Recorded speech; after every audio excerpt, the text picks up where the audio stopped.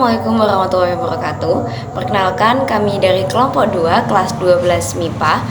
Pada kesempatan kali ini kami akan menjelaskan budaya kerja masyarakat digital dalam tim yang inklusif. Eits, tunggu. Kelompok 1 Sita Maulida Ramdhani Nur Hamidah Mustahidatul Awaliyah Rihab Helawati Fuadatul Azunah Ulun Nur Muazizah Nur Syafa'atun Nisa Dewi Alfi Rahma Hayati Naftagi Nobel Hudi dan Agustin Habibah Al-Lutfiyah.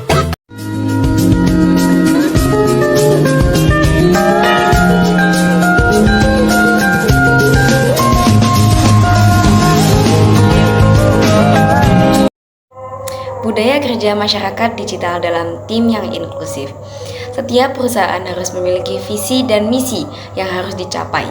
Hal tersebut tidak pernah luput dari adanya manusia yang ikut berperan aktif dalam suatu pencapaian. Pastinya, semua pihak dalam perusahaan harus memiliki pemahaman yang sama untuk tumbuh bersama dan maju dengan cepat. Saat ini, berbeda dengan tuntutan pekerjaan pada masa terdahulu, sebelum berkembangnya ilmu teknologi, komunikasi, dan informasi. Yang kedua adalah tipe budaya kerja. Pemimpin berperan untuk meningkatkan kinerja tim guna mencapai sasaran kerja yang sudah ditetapkan bersama. Seluruh anggota tim dapat bekerja produktif untuk menciptakan suasana nyaman dan menjadi syarat mutlak yang harus dipenuhi. Adapun tipe budaya kerja jika dilihat dari daya saingannya yaitu ada 4. Yang pertama adalah budaya kerja adrokrasi. Budaya dengan mengembangkan lingkungan kerja yang dinamis dan kreatif. Organisasi mengedepankan inisiatif dan kebebasan individu. Tujuan jangka panjang pada budaya ini adalah menumbuhkan dan menciptakan sesuatu yang baru. Yang kedua adalah budaya kerja hierarki, yaitu perusahaan yang memiliki budaya lingkungan kerja yang formal dan terstruktur. Tujuan jangka panjangnya yaitu stabilitas dan hasil yang diraih melalui penyelesaian tugas-tugas dengan lancar. Beberapa faktor yang berkaitan dengan budaya hierarki yaitu aturan dan kebijakan formal yang membuat organisasi kukuh, keputusan dibuat berdasarkan prosedur, dan juga menjaga organisasi agar berjalan dengan semestinya. Yang ketiga adalah budaya kerja iklan, budaya yang menumbuhkan kerja yang ramah, sebab budaya ini akan membuat suasana kekeluargaan antara pekerja di suatu perusahaan dan dapat mengembangkan sumber daya manusia dengan nilai moral. Yang keempat adalah budaya kerja pasar, budaya yang berlandaskan pada persaingan di mana perusahaan menerapkan lingkungan kerja yang menekankan penyelesaian pekerjaan dengan tuntas. Pemimpin maupun pegawai harus memiliki jiwa kompetitif dan fokus pada hasil akhir karena berhubungan dengan reputasi perusahaan. B. Budaya kerja positif. Budaya kerja positif akan menciptakan lingkungan yang nyaman dan kesempatan bagi pegawai untuk berkembang, bukan hanya mengutamakan kesuksesan. Budaya kerja yang baik seharusnya akan membawa dampak positif untuk pegawainya. Berikut ciri-ciri perusahaan dengan budaya kerja yang baik. 1. Lingkungan kerja produktif. Pegawai merasa senang dan menikmati suasana bekerja sebagai tanda bahwa mereka nyaman dengan suasana kantor yang kondusif. 2. Komunikasi yang terbuka dan jujur. Pegawai harus bisa menciptakan komunikasi yang jujur, terbuka terhadap feedback, serta bahu-membahu untuk menyelesaikan masalah. 3. Suasana yang seru. Diperbolehkan pegawai bisa sesekali tertawa dan menikmati candaan agar pegawai merasa rileks dan tidak stres dengan tuntutan pekerjaan. 4. Ada penghargaan dan motivasi. Setiap individu di dalam organisasi sudah bekerja keras untuk mencapai target. Tidak ada salahnya untuk memberikan penghargaan kepada pegawai sebagai tanda jasanya. 5. Kerjasama yang baik. Budaya kerja yang baik diharapkan dapat mengurangi anggota tim yang berbuat curang, melainkan mendorong mereka untuk membangun tim kerjasama yang baik. Yang kedua, kolaborasi dalam file sharing. Perkembangan IT cukup pesat yang harus diimbangi dengan kesadaran untuk menggunakan secara positif, sesuai dengan fungsi IT yaitu sebagai alat bantu komunikasi dalam melakukan dan memperoleh informasi, serta berkomunikasi. Social network menjadi tempat penstimulus untuk menarik perhatian konsumen, seperti melalui Facebook, Instagram, dan Twitter, atau sekarang dikenal dengan aplikasi X, yang mana dapat berkembang lebih cepat dibanding dengan koran, dan pastinya lebih murah. Pemanfaatan teknologi informasi dan komunikasi menjadikan pengetahuan menjadi lebih luas dan mudah dalam mencari informasi. Berikut nama aplikasi yang dapat digunakan dalam hal tersebut. Poin A. SkyDrive. Dengan menggunakan SkyDrive, seorang user akan mendapatkan cloud storage gratis sebesar 7 GB yang bisa digunakan untuk menyimpan file, dokumen, maupun foto. Cloud storage juga dapat mengakses data dari device manapun dan menjadikan SkyDrive menjadi salah satu drive online untuk komputer sehingga tidak akan kehilangan file penting. B. Mega Cloud Storage. Mega adalah layanan yang berasal dari file hosting megaupload.com, layanan file download dan upload yang sangat populer. Setelah megaupload.com ditutup, sekarang menjadi layanan penyimpanan berbasis awan dengan ruang penyimpanan gratis sebesar 50 GB. C. iDrive Sync. iDrive Sync mirip sekali dengan Dropbox, hanya fitur free account iDrive Sync memberikan free storage sebesar 10 GB. Fitur yang sama dengan Dropbox, yaitu tidak ada batasan besar upload file, dan juga fitur out of box yang dapat mengcloudkan folder mana saja di PC kita, yang mana fitur ini menjadi nilai plus dibanding aplikasi cloud sejenis yang bisa mengcloudkan satu folder saja.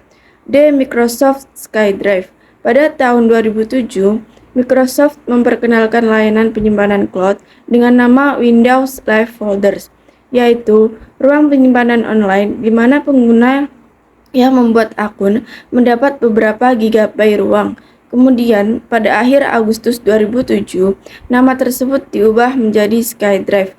Guna mendapatkan SkyDrive, pengguna akun harus membuat akun Microsoft Live. Pengguna yang mendaftar akan mendapat free cloud storage sebesar 7 GB.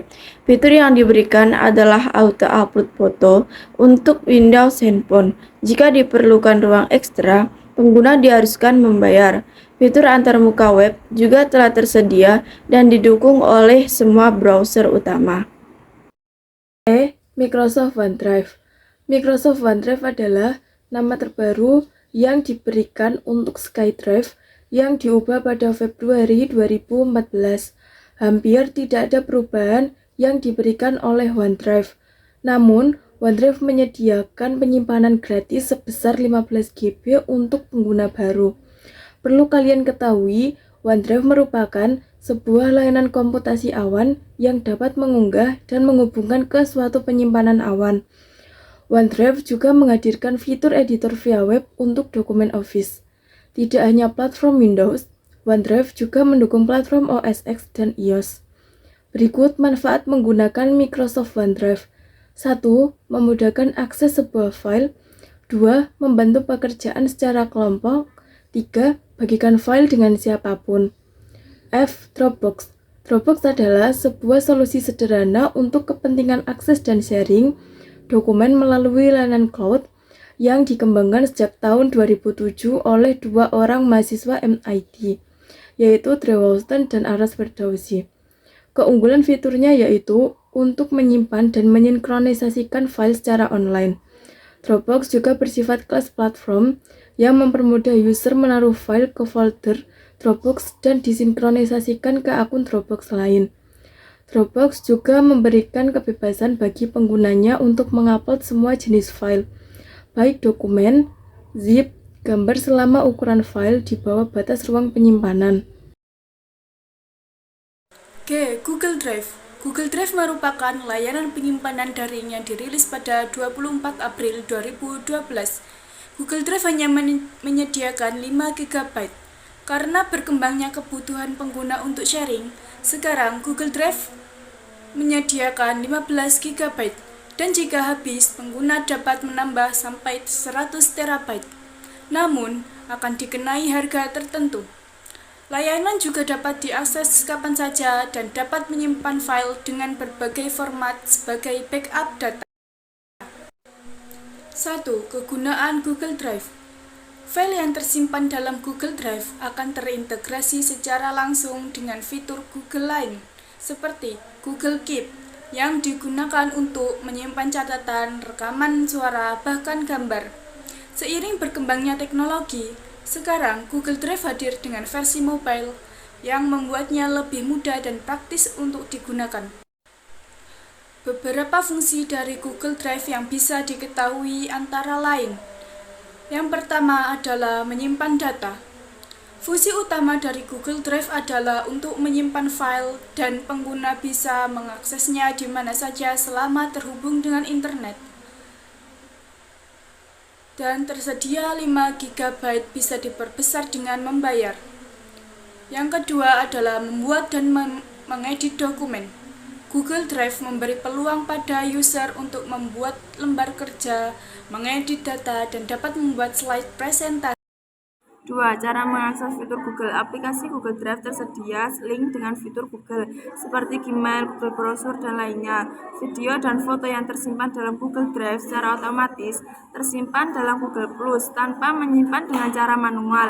Terdapat 3 hal atau prosedur yang harus dimengerti untuk menggunakan Google Drive. Berikut 3 hal tersebut diantaranya. Prosedur upload file. Pastikan kalian sudah memiliki akun Gmail terlebih dahulu untuk mengunggah file. Langkah 1. Diawali dengan membuka browser seperti Google Chrome, Safari, atau sejenisnya. Diikuti dengan menulis pada kolom link. Langkah 2. Silahkan masukkan email pada area yang tersedia, lalu klik tombol next. Langkah 3. Masukkan password, diikuti dengan klik tombol next. Langkah 4. Setelah berhasil masuk ke dalam halaman utama, langkah untuk mengunggah file yaitu dengan pilih new. Langkah 5. Pilih file upload.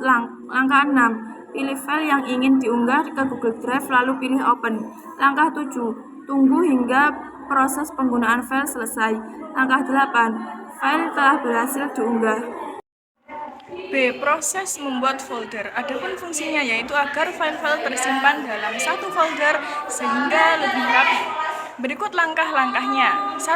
Pilih menu pada halaman utama Google Drive. 2. Pilih folder untuk membuat sebuah folder. 3. Membuat nama folder yang diinginkan, lalu tekan tombol create. 4. Tunggu beberapa saat hingga folder selesai dibuat.